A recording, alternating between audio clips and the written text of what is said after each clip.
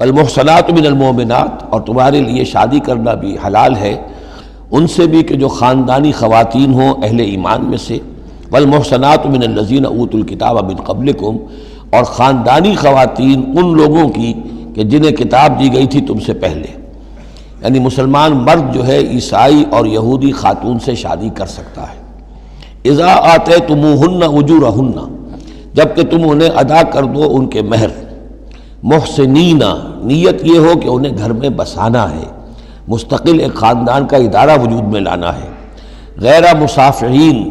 صرف شہوت رانی کے لیے نہیں، صرف مستی نکالنے کے لیے نہیں،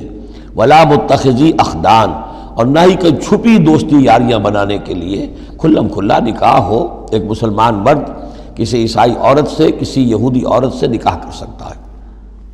اس کے ضمن میں آج کل بہت سے اشکالات ہیں لوگوں کو، تو اس کے ضمن میں وضاحت کیے دیتا ہوں کہ جہاں تک تو شریعت کا اصل حکم ہے وہ تو یہ ہے، اور چونکہ شریعت محمد رسول اللہ پر پوری ہو چکی ہے، اب اس میں کوئی تغیر و تبدل نہیں ہو سکتا، لہذا اس کو منسوخ ہم نہیں کر سکتے، یہ تو قانون جو ہے قائم رہے گا، اور یہ اس کا جواز جو ہے، یہ اس کا جو کچھ لوگوں کو اس کے خلاف جو مصلحتیں نظر آتی ہیں وہ اپنی جگہ پر صحیح ہیں، لیکن اس کے باوجود قانون کو بدلا نہیں جا سکتا۔ اگر ایک خالص اسلامی ریاست ہو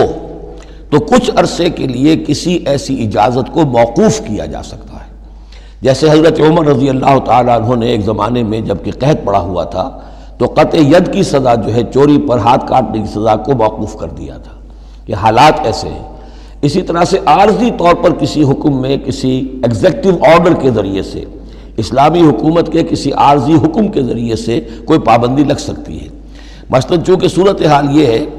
کہ مسلمان مردوں کو اجازت ہے عیسائی اور یہودی عورتوں سے شادی کی، مسلمان عورت کی شادی نہیں ہو سکتی کسی بھی عیسائی یا یہودی مرد سے۔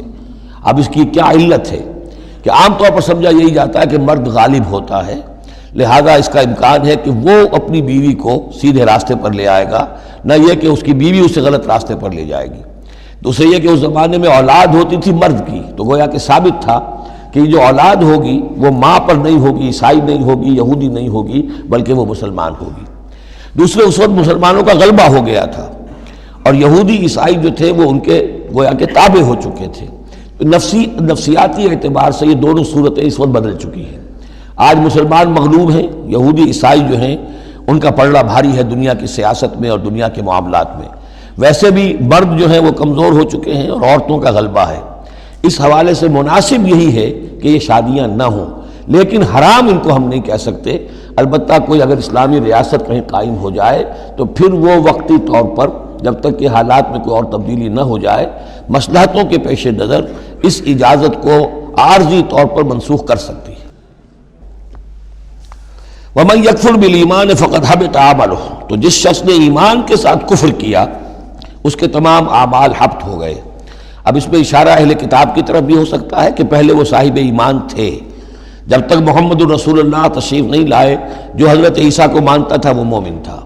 جو حضرت موسیٰ کو مانتا تھا مومن تھا، لیکن یہ کہ اب اگر وہ نہیں مان رہے تو گویا کہ وہ کفر کر رہے ہیں۔